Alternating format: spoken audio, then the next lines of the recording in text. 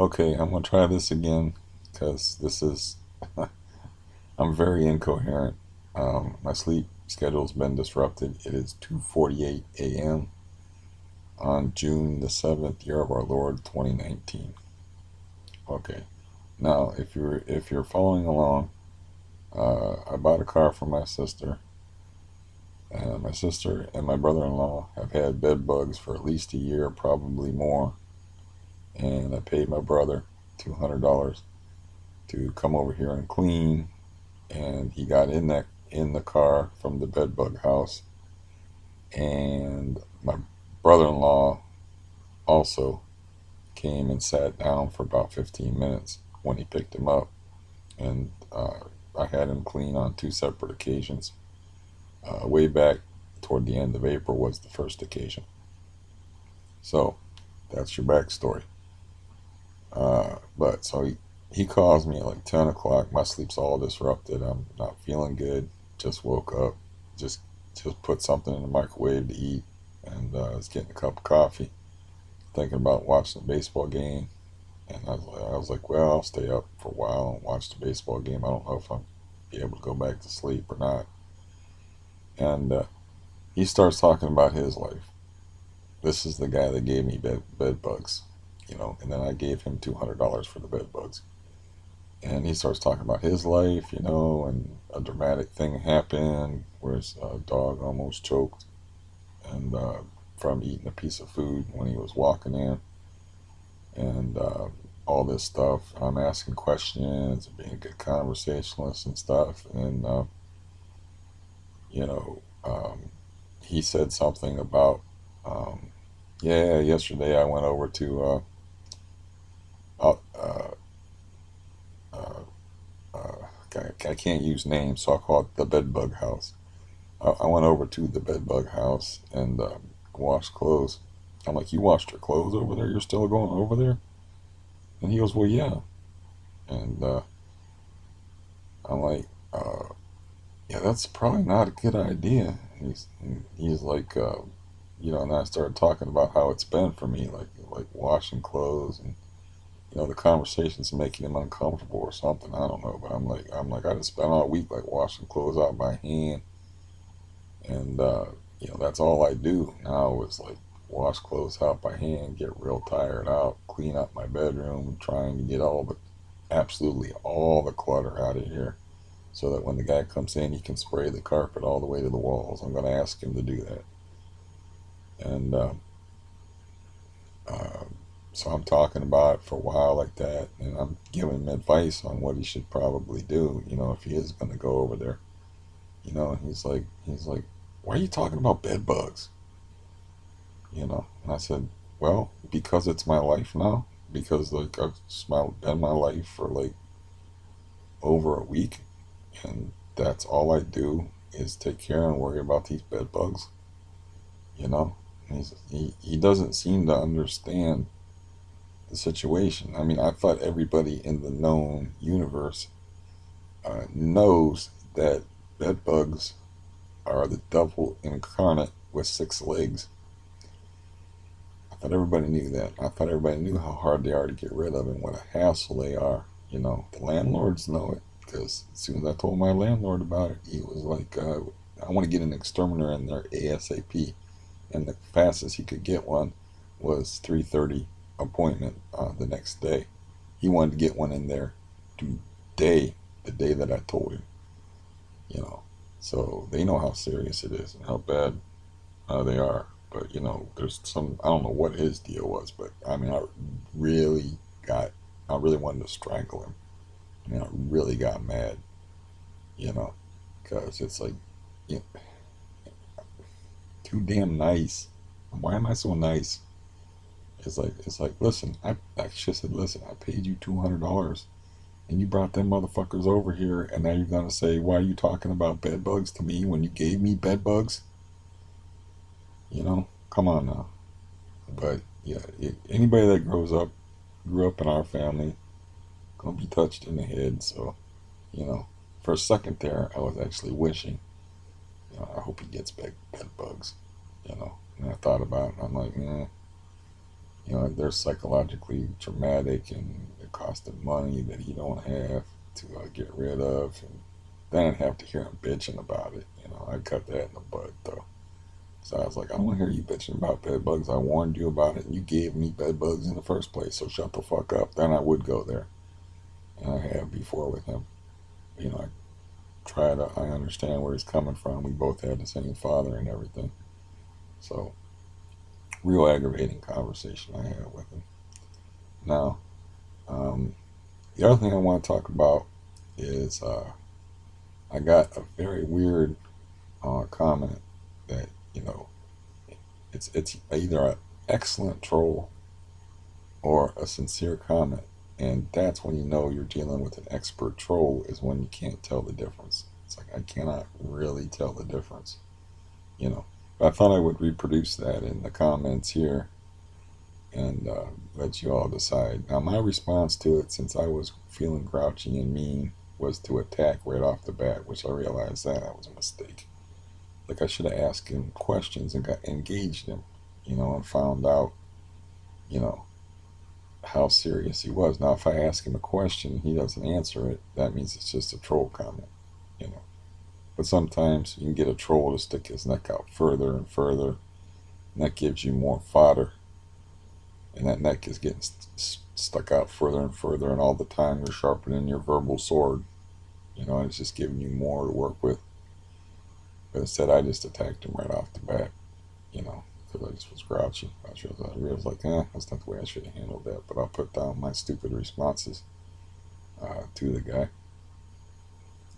But yeah, I found it interesting. I already said on here that I am not quitting volume until I'm getting outdoors, because I get less sunlight than a goddamn guy in a penitentiary for murder.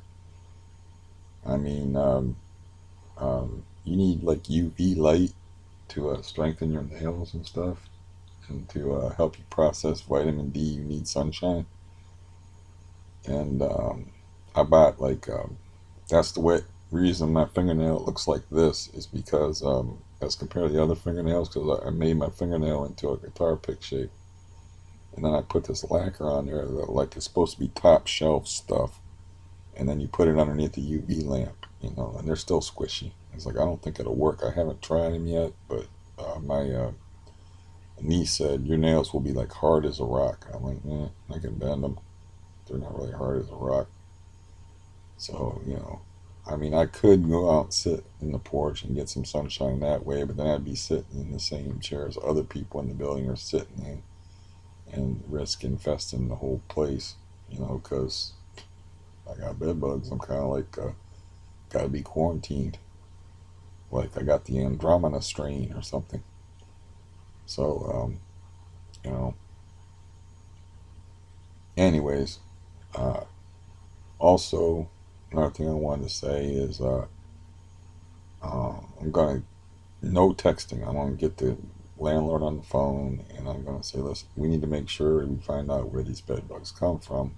And then I'll say the magic words because it might end up costing you more money. And you don't want that. And I don't want to get reinfested.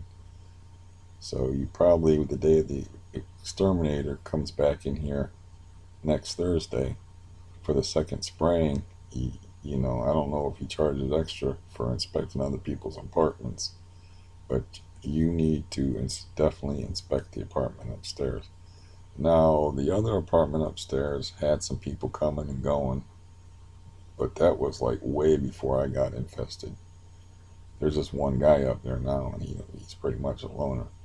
But, you know, he claims I talked to him, he claims there's no bugs up there.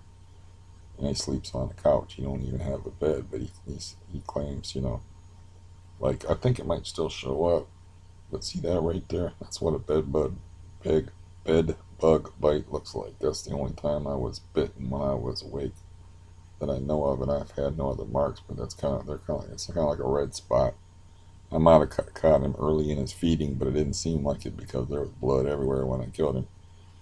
Um, but he claims he doesn't have it, so he needs to at least look upstairs in Stampy's place and see what's up there. You know, that would only make sense from everybody's perspective.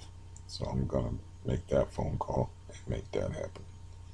So that's pretty much all I wanted to talk about, and I'm gonna leave it at that.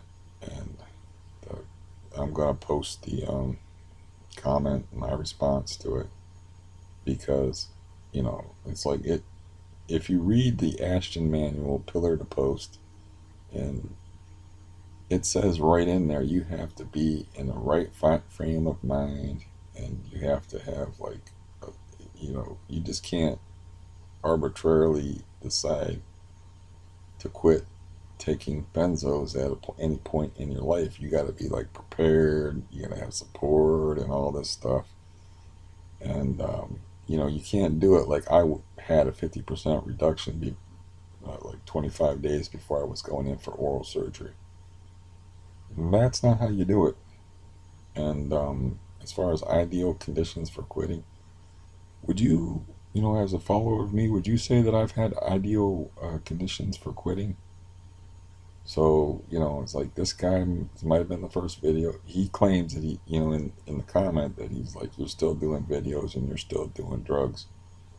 You're still taking the medication. It's all worded politely and everything. So it might be an expert trope, it might not be. Who knows? I'll let you can read it and you can decide. Uh, but no, I already said that. I am not quitting until I can get outside. I'm stuck in here. And most people would be crazier than a shithouse rat after being stuck indoors as long as I have. Especially someone like me who spent like the first 30 years of his life outside. I mean, I was outside more than I was inside. You know, I, I, I had them health problems. That's the only thing that kept me indoors. And then by the time I was 20 and I started to recover from my health problems in my teens, I was outdoors. I was back to being outdoorsman. I was, you know, riding a bike 10 miles to go fishing and then fishing all day. And then, riding back home. I mean, most of the places I've been have been shitty places like this. Why would I want to stay inside? And now, due to the Stampy situation, is I have, an even smaller space that I'm stuck in. Now, as far as like the odds of the bed bug thing come from upstairs, um, they've had all those people up there. So the more people, the more chances that you get that hitchhiker thing. Because I don't know if I said this in this video, since I failed making a decent video, and this isn't like just, random thing. I want to be clear in this video about this stuff, is there was a bed bug on this book. Now most times when you pick something up and you move it, a bug boogies. It knows it's on something moving, it starts its defensive reactions kick in. Bed bugs apparently don't do that. They just hold post, man. They just hold still. So I was able to, do this and then take a bubblegum wrapper and kill it and, throw it away. And I was like, man, that's weird. You try to catch a roach once. That's not easy. And so they kind of like just stick in clothing. So with all those different people they had living up there, there's a chance. And then people can live with unbelievable infestations and just kind of accept it, like, oh, just another day of getting bit up by fleas, just another day of roaches, just another day of this. So it could be like, it's even possible for people to say just another, I'm going to wake up with a few dots on me and a few marks, who cares? It's possible. I mean, I don't know if I told you about this, but I love literary illusion. It's like a Mrs. Havisham thing from Great Expectations. I'm visiting somebody down south, and there's this big long table, and they got all this company there. There's like at least 10 people at this dining table, and big feast of food laid out, and there's roaches literally crawling around on the table. And I'm looking around, I'm like, Ain't nobody gonna say shit about the fact that I'm looking at like 7, 8, 9 roaches crawling around on this table of food. Everybody's just eating and talking like it's just a natural thing. So the idea that somebody could be living with bed bugs up there is not a crazy idea. I've seen it. But yeah, I remember looking around at everybody's faces, and everybody's like, I don't see no roaches. Just, I was like, okay. And back then I wasn't squeamish. I went ahead and ate. I just made sure that what I was eating didn't have any roaches in it. But yeah, that was messed up. So that's the plan. And video is already longer than it should be. And I will talk to you next time. Check out the post below.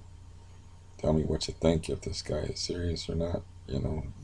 He says he's angry that I'm still making videos talking about quitting, which means he hasn't been following me lately, because I already said I am not quitting until I can get outdoors, because I'm not putting myself under that kind of stress.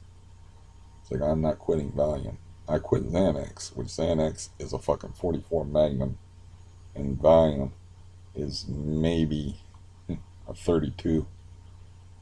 So, but I'm not quitting Valium until I get outdoors, until I get out of this fucking place, and I'm not just sitting in this place you see me in all the time, in this room.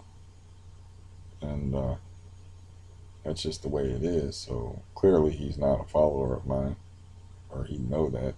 I said that before, that I wasn't quitting, but he's like, you should just quit, pretend like you're quitting. But I'm being dumb. You just read the comment for yourself.